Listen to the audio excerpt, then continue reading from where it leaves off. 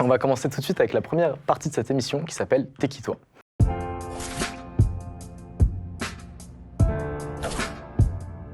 T'es qui toi ? Le principe il est assez simple. Je vais vous demander de vous présenter en parlant notamment de vos parcours, du médium artistique que vous pratiquez et de comment vous êtes arrivé dans ce game-là. Et on va commencer avec Nono. Okay, tout de suite, forcément. Écoute, Putain de merde.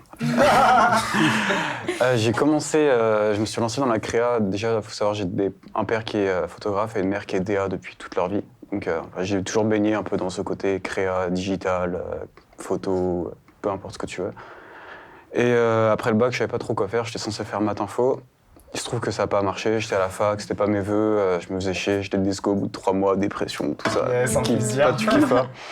Et Jérémy Ferreira, du coup, mon binôme, celui qui on fait tout, du coup, avec Masto, il est allé à l'IM, c'est une école de digital, l'Institut de l'Internet et du Multimédia, il me semble, c'est ça. Et j'ai fait un bachelor de graphisme là-bas, de DA, pendant 3 ans, c'était intéressant, j'ai appris plein de choses, en fait, c'est plus ce qui m'a permis de me rendre compte que la créa, c'était un métier qui était pour moi. Et que je pouvais me faire mes armes là-dedans. Après, au niveau juste de la formation, je savais que c'était pas suffisant et que c'était pas exactement axé sur ce qui, moi, me plaisait, ce qui, moi, m'intéressait. Du coup, une fois que j'ai validé ce bachelor, là, depuis cette année, je suis à Sup de Pub, j'ai changé d'école et je fais un master de réalisation en alternance. Plus, du coup, dans la pub, le clip et un peu fiction aussi. Donc moi, je suis pas quelqu'un qui vient du ciné, genre je kiffe les films, forcément, j'adore le ciné, mais c'est pas ce que je veux faire, je veux pas faire du film. Mais je me vois bien faire du clip, de la pub et continuer à être DA aussi, faire de la créa, du graphisme et donc, tout ce qui est... Aujourd'hui, c'est vraiment de vivre de ton métier, de la création. Vivre de ça, ouais, clairement. Stylé.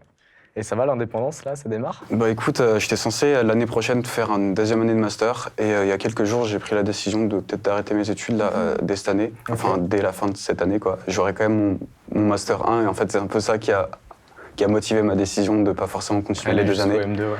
Et de continuer avec le Root Boys Crew, Root Boys Production maintenant, à temps plein, du coup, et du coup, tu peux nous parler de ce qu'est cette structure-là ? Évidemment. Alors, le moteur, forcément, je suis obligé d'en parler. Comme tu disais, il y a Masto, c'est Thomas, c'est notre ami de longue date, qui a toujours eu ce côté aussi très entrepreneur comme notre cher Thiago. Mais dans un milieu peut-être un peu différent. C'est un musicien, mais c'est aussi quelqu'un qui a toujours envie de réunir des gens, réunir des artistes et de monter quelque chose. Enfin, on est passé par plein de projets depuis qu'on a 14-15 ans, quoi. Maintenant, ça se concrétise. On a Nassos avec un studio d'enregistrement. Du coup, on produit des artistes, on enregistre des artistes.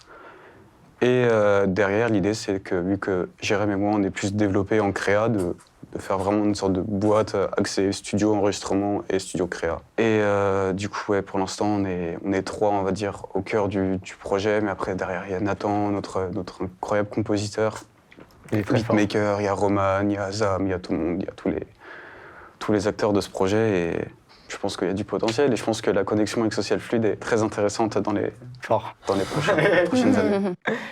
Alice ? Du coup, je m'appelle Alice. Par où commencer ?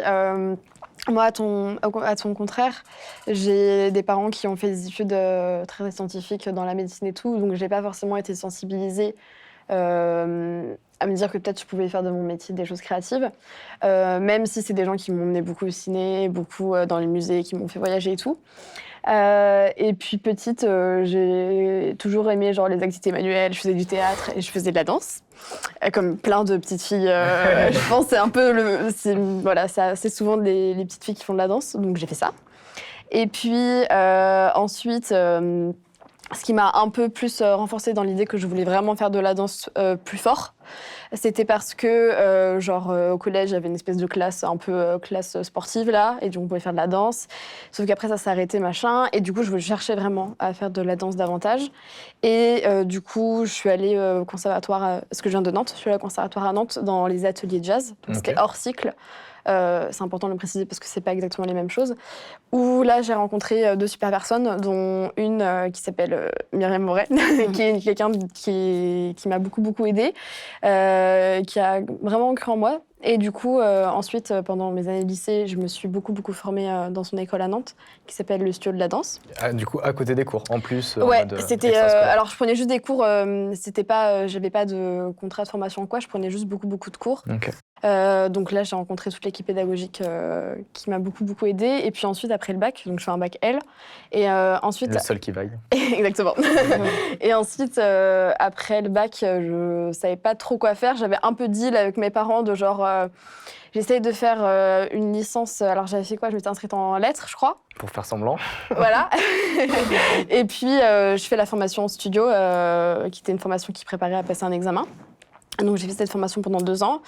Et pour la fac, je me suis pointée genre à la pré-rentrée. J'ai vu le planning de la fac, j'ai vu le planning du studio. Et je me suis dit, il va falloir faire un choix. T'as fait le bon, visiblement. Et du coup, ben, en fait, en tout cas, c'est le choix que j'ai fait. Et puis, du coup, je suis un peu revenue chez mes parents en mode, du coup, je peux pas genre me décupler, mais par contre, si vous voulez pas me suivre financièrement et tout, parce que n'empêche, c'est quand même des questions qui rentrent en jeu, c'est ok, mais je vais le faire quand même, quitte à avoir 15 jobs à côté et tout. Ok. Et comme j'étais parents géniaux, et ben au final, ils m'ont fait confiance en fait, comme beaucoup, et du coup, ils m'ont dit, bon bah écoute, de toute façon, quoi qu'on dise. T'es déterminé. Donc... Voilà. Donc j'ai fait ça pendant 2 ans et c'était super chouette. Donc là j'ai dansé beaucoup de jazz, de classique. J'ai fait aussi du contemporain, un peu de claquettes aussi et puis du pilates. Et j'ai rencontré des gens géniaux dont Alison, que j'ai rencontré là-bas. Et puis ensuite, après ces 2 ans-là, je suis allée à Paris, j'ai fait une licence 3. En fait, c'est une licence qui est en 3 ans, c'est une licence en 1 an, pardon. Mais c'était équivalent d'une licence 3 parce que c'est une licence pro. Ok. Donc en recherche en danse à Paris 8. Et là, c'était super aussi. J'ai rencontré de superbes personnes également. La recherche en danse, c'est c'est un taf physique non, mais, ou...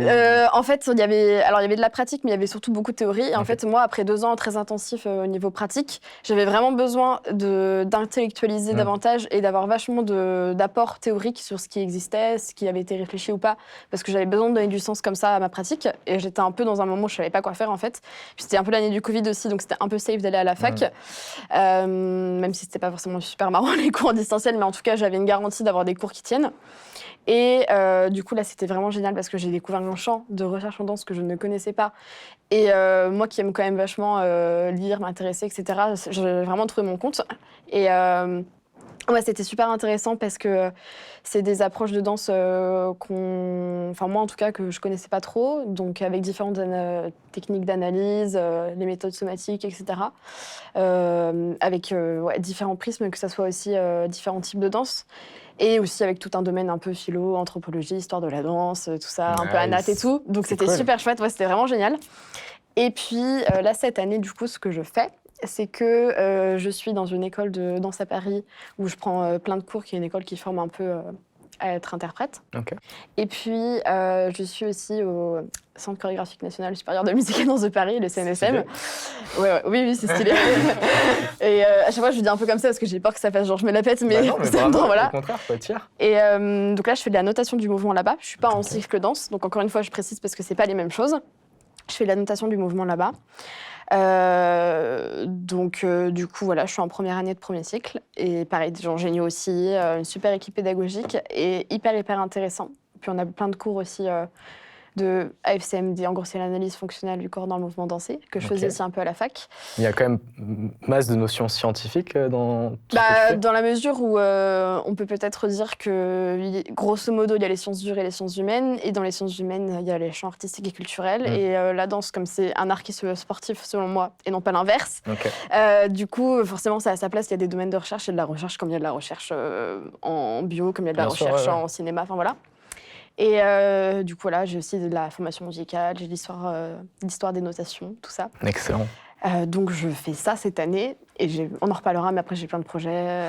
Trop bien. J'en sais un petit podcast, voilà. On va en parler. Ouais. Hugo, du coup, aujourd'hui, tu es étudiant au Gobelin. Ouais, en 2e année. En 2e année, comment t'es arrivé dans l'animation ? En fait, à la base, j'étais en graphisme en Suisse, à Genève, parce que en fait, j'aimais pas du tout le cursus scolaire de base, c'est-à-dire genre maths, physique et tout. C'était vraiment pas pour moi, j'étais trop nul. Je dessinais tout le temps dans mes carnets et tout. Et ça saoulait mes profs. Moi, il y en avait qui étaient un peu en mode « Ah, c'est cool, mais bon, faudrait quand même bosser un peu. » Du coup, quand j'ai eu 14 ans, ma mère a trouvé une école de graphisme, où il y avait justement des danseurs, et des bijoutiers, et plein de... toutes sortes d'art, que ce soit de l'art plastique ou même de l'art vivant. Et du coup, j'ai fait un concours et j'ai pas été pris au début parce qu'ils trouvaient que j'étais trop jeune et tout et que je risquais de pas m'impliquer assez. Ouais, et à ce moment-là, t'as 14 ans? Ouais. C'est super jeune. Putain, c'est génial. Ouais, il y avait tout un débat de s'ils devaient ouvrir une ou deux classes. Et en fait, j'ai eu la chance parce qu'ils ont ouvert finalement les 2 classes et ils m'ont quand même pris. Du coup, j'y suis allé. Et c'était ça, sinon j'allais au lycée, quoi, et l'horreur. Donc j'ai fait ça, et pendant 4 ans, du coup, j'ai fait du graphisme avec... Il y avait beaucoup de typos, de cours théoriques et tout aussi sur l'histoire de l'art, l'histoire du design, du graphisme, et même sur l'histoire de l'architecture, un petit peu et tout. Et c'était très intéressant, mais au fond, je sentais que ça me correspondait pas trop, parce qu'on dessinait, mais c'était pas... C'était pas axé dessin, et moi, ce que j'aimais vraiment, c'était dessiner de ouf. Et du coup, il y a une formation qui, encore une fois, je suis hyper chanceux, qui ouvre à l'instant même dans l'école, en 2 ans. Donc, ça s'appelle l'ESBDI, c'est l'École supérieure de bande dessinée et d'illustration de Genève. Et c'est donc Zep qui, avec Tom Tirabosco et de nombreux autres dessinateurs et tout, qui ont lancé cette école. Et du coup, qui permet justement aux jeunes et aux plus âgés aussi, parce qu'il y avait de toutes sortes d'âges dans ma classe, de faire de la bande dessinée, l'illustration, et d'avoir des workshops avec des auteurs très connus dans le domaine. Genre, on a eu Nicolas de Crécy, Blutch et tout. Et donc, à ce moment-là, t'as 17 ans, c'est ça? Non, là, j'avais 18. 18? Ok. Ouais, je crois 17, 18. Déjà, ça a démarré aussi tôt, t'es allé vite au niveau de la formation. C'est allé vite, ouais. C'était trop bien, en vrai. J'ai fait 1 an là-bas au lieu de 2. Okay. C'était trop dur, en fait, le choix, parce que quand j'étais en BD, on avait un cours d'animation. Et quand j'ai commencé, je faisais des trucs horribles. Mais je me disais, en fait, attends, qu'est-ce qui m'a fait vraiment, qui m'a donné vraiment envie de dessiner? Et c'était genre, je m'en suis rendu compte, les Disney. C'est cliché. Non. Mais vraiment, je passais ma vie à dessiner les personnages Disney, les princesses et tout. Et là, on animait une balle et je me dis, ok, bon, ça me saoule un peu. Je voyais pas trop l'intérêt. Mais après, je me suis dit, ah ouais, mais du coup, s'ils nous apprennent à animer des balles et tout, c'est pour prendre la notion du poids, des retards, des espaces, des spacings dans l'anime. Et après, tu peux animer des trucs comme des mouvements de robe, des actings, des lip-sync. Donc, tu as compris l'utilité de faire les exercices un peu chiants de pratique de départ pour ensuite pouvoir exprimer ce que tu veux. C'est ça. Et du coup, je me suis dit, mais attends, merde, moi, je veux pas trop faire de la BD, même si ça m'intéresse. Je préférerais faire de l'animation, quitte à faire de la BD, continuer à en faire à côté dans la vie de tous les jours. Et puis parce que aussi c'est plus facile, c'est triste à dire, mais c'est important de pouvoir payer son appart et la bouffe. Et bon, bande dessinée c'est super, mais... la vraie vie. Voilà, c'est ça. Le truc, c'est que quand tu fais de la bande dessinée, tu gagnes de l'argent avec les avances du coup. Sur droit, ouais. Ouais, avec les éditeurs et tout. Alors que quand t'es en animation, bah, t'es en studio, puis t'as... une stabilité financière qui est plus sûre. Et aussi, j'ai commencé à me rendre compte, en fait, en me disant « Ah, mais peut-être je pourrais faire de l'animation », que les gens que je suivais sur Instagram en dessin qui m'inspiraient trop et que je trouvais les dessins magnifiques et hyper volumes, en fait, tous, ils étaient en animation. Mais je n'avais pas réalisé avant de me dire « Ah, je pourrais faire de l'animation ». C'est là que j'ai compris que ce n'était pas juste des dessinateurs sur Instagram, c'était aussi des gens qui avaient à côté un travail. Et souvent, ce travail, c'était l'animation. Et du coup, je me suis dit « Ah, mais vas-y ». Excellent. Du coup, j'ai tenté. T'as tenté les Gobelins? Bon, au début, j'ai raté. T'as fait une prépa, du coup, pour y aller? Ouais, j'ai fait une prépa, mais pas à Gobelins. En fait, j'ai fait une prépa parce que j'ai tenté une première fois, que j'ai raté, et parce que j'étais pas du tout assez prêt, j'avais pas le mental pour. Et après, donc, j'ai fait une prépa qui était trop bien, c'était à Paris. Donc, je suis arrivé à Paris, première année. C'était les ateliers Beaux-Arts de la ville de Paris. Du coup, c'est pas les Beaux-Arts, pas du tout la même chose, je précise aussi, parce qu'en gros, c'est la mairie de Paris, je crois, ou la ville de Paris, qui ont des profs qui donnent des cours à des adultes ou n'importe qui veut prendre des cours de dessin ou d'art ou de modèle vivant et tout, qui donnent des cours, et ils ont une classe prépa qu'ils ont ouvert il y a longtemps maintenant. Et du coup, j'ai postulé, j'ai été pris. Et du coup, j'ai rencontré plein de créas et tout, trop stylés, qui voulaient pas forcément faire de l'animation parce que c'était une prépa à images. Donc il y avait vraiment des gens qui voulaient faire les beaux-arts, il y avait animation, il y avait dessin, il y avait énormément de trucs. Et du coup, c'était trop inspirant. Et je pense que pour moi, c'était mieux de faire une prépa comme ça, qui était axée plus libre, où j'ai pu faire de la gravure, faire des trucs qui me rappelaient un peu, en vrai, ce que j'avais appris à Genève. Sauf que je l'ai appris d'une manière, en fait, j'ai eu l'impression moins scolaire et plus artistique et lâchée. Et du coup, ça m'a permis de faire quelque chose d'un peu relaxant, parce que je sais qu'il y a plein de prépas d'animation qui préparent aux écoles, comme l'atelier de Sèvres et tout, qui sont un peu speed. Qui sont speed, et puis c'est vraiment une sorte de grosse boîte avec plein de dessinateurs et plein de gens. Voilà, c'est un peu une usine en vrai. Enfin, c'est un peu l'image que j'en ai. C'est sûrement super et tout, parce qu'il y a plein de gens qui sont dans ma classe et dans les classes au-dessus, qui sont super, qui sont passés par là et qui en ont un beau souvenir. Il y en a qui en ont un moins beau souvenir, mais en vrai, c'est juste que moi, je pense pas que ça m'aurait correspondu c'est cette prépa, parce que j'aurais eu la pression de me dire je suis contre les gens et tout, alors que mon but c'était juste vraiment d'avoir une école d'anime. Du coup j'ai fait un concours de plusieurs écoles. J'ai fait les Gobelins, j'ai fait l'ASA et l'ISA du coup. Okay. Et j'ai eu les 3, encore chanceux et tout. Ouais, voilà, bravo. Pas que de la chance à ce niveau-là. Oui. Et j'ai dû choisir entre, je pense mes 2 premiers choix c'était l'ASA. C'est l'école professionnelle qui fait que l'atelier de Sèvres a créé en gros. Okay. Et en fait j'ai choisi les Gobelins parce qu'il y avait plus de gens que je connaissais là-bas et que j'en avais entendu beaucoup de bien, et c'est une très très bonne école. Elle est assez réputée. Et surtout là-bas il y a des dessinateurs dont j'adore le travail qui sont passés. Quel beau parcours. Et du coup, tu fais de l'animation 2D ou 3D ? 2D et 3D. En fait, on commence par la 2D et on fait aussi de la 3D. Parce qu'en fait, les Gobelins, ils veulent qu'on sache un peu tout faire. Okay. On passe par. Mais toi, ce que tu préfères, c'est 2D. 2D. Ouais. Mais la 3D, ça m'intéresse aussi, tu vois. Et toi, Alison, c'est quoi que tu préfères dans la vie ? La danse, le walking. Du coup, moi, c'est Alison. J'ai 25 ans, bientôt 26. Moi, mon parcours... Oh my God. Dire ça vraiment, c'est le dire. Oh non. Bref. Mais du coup, moi, mon parcours, pareil, j'ai commencé la danse en tant que petite fille le mercredi après-midi, voilà, sur le temps libre. Et j'ai toujours aimé ça, j'ai toujours aimé la danse. Et après, à l'adolescence, je faisais juste un cours par semaine dans ma campagne, parce que je viens aussi d'une toute petite mini-ville entre Nantes et Angers. Okay. Donc voilà. Et donc je prenais, là-bas, c'est des petites assos et tout, il n'y a vraiment pas beaucoup de contenu si tu veux faire de la danse. Donc il y avait une seule asso de danse, et c'était Modern Jazz, et il n'y avait rien d'autre, quoi. Donc du coup, j'ai fait du Modern Jazz pendant 15 ans, okay. Voilà, une fois par semaine. Et à l'adolescence, moi, j'ai voulu essayer de découvrir d'autres styles. Et à l'époque, il y avait les films sexy dance et tout, qui étaient hyper à la mode. Et donc, le truc, c'était le hip-hop, c'était hyper à la mode, le street dance et tout. Et donc, en voyant ces films-là, je me suis dit, OK, j'ai envie d'essayer quelque chose de différent et tout ça. Et donc, j'ai commencé à prendre des cours de hip-hop, en plus de mon cours de modern jazz, dans un autre bled à côté, un petit peu plus grand, qui avait des cours de hip-hop. Donc, je faisais hip-hop et modern jazz, donc voilà, dans ma campagne. Et après ça, je suis allée au lycée. Et donc là, je suis arrivée à Angers. Donc, c'était un peu plus grande ville, donc il y avait plus de trucs. Et notamment, il y a le Théâtre du Quai, qui est un grand espace, c'est un théâtre, mais qui est un grand espace partagé dans le hall, en fait. Un peu comme vous avez ici à Paris le 104, ouais. Où en fait, il y a des gens qui viennent, qui posent la musique et qui dansent et qui s'entraînent, et voilà. Et donc moi, j'étais au lycée, je débarque et je vois ça, la quoi. Découverte.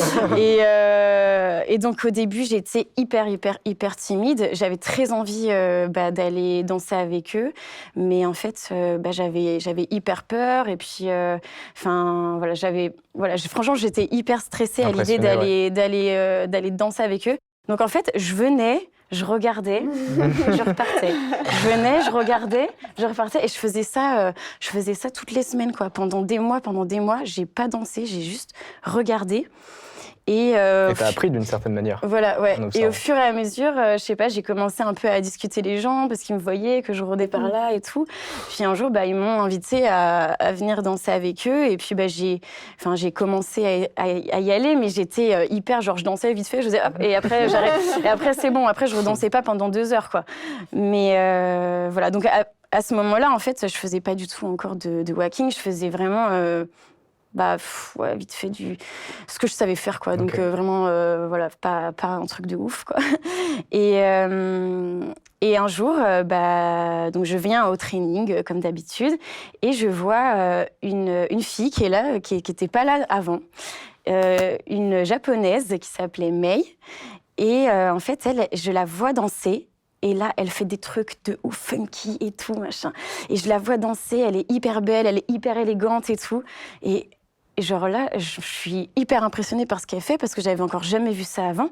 Et donc là, je prends mon courage à deux mains et je vais la voir et je lui demande ce qu'elle fait comme danse. Et donc là, elle me dit qu'elle fait du walking. Et donc, elle était là en Erasmus sur Angers, parce que, comme je disais, elle vient du Japon, mais elle était en Erasmus linguistique, machin. Et donc, elle était sur Angers, et elle venait juste d'arriver. Donc, du coup, je commence à me lier d'amitié avec cette fille. Elle m'apprend des petits mouvements de walking et tout. Et elle me dit que au Japon, c'est hyper répandu, en fait. C'est une danse qui est hyper, hyper répandue en Asie. Et nous, en France, pas du tout, quoi, ou très peu. Et donc, j'ai découvert ça avec toi, perso. Ouais, ou très peu connu. Et encore moins en province. À Paris, il y a du contenu, mais en province, pas du tout. Et donc, voilà, je commence à apprendre un petit peu avec elle. J'aime bien. Je regarde beaucoup de vidéos sur YouTube. Du coup, je commence à m'informer sur le walking sur YouTube. Je regarde plein de vidéos et tout. Et un jour, je vais sur Facebook et je vois stage de walking, machin. Et c'était à Paris. Donc, moi, direct, j'y vais, quoi. J'y vais et je prends mon tout premier cours de walking avec Princesse Madoki, qui est aujourd'hui une référence du walking français. Et donc voilà. Et donc là, de pratiquer un cours de walking en vrai. T'as su que c'était pour toi. Et là, franchement, je suis tombée en amour sur cette danse et je me suis dit, ok, c'est ça que je veux faire et c'est ce style qui me correspond. C'est ce style que j'ai vraiment envie d'approfondir et voilà.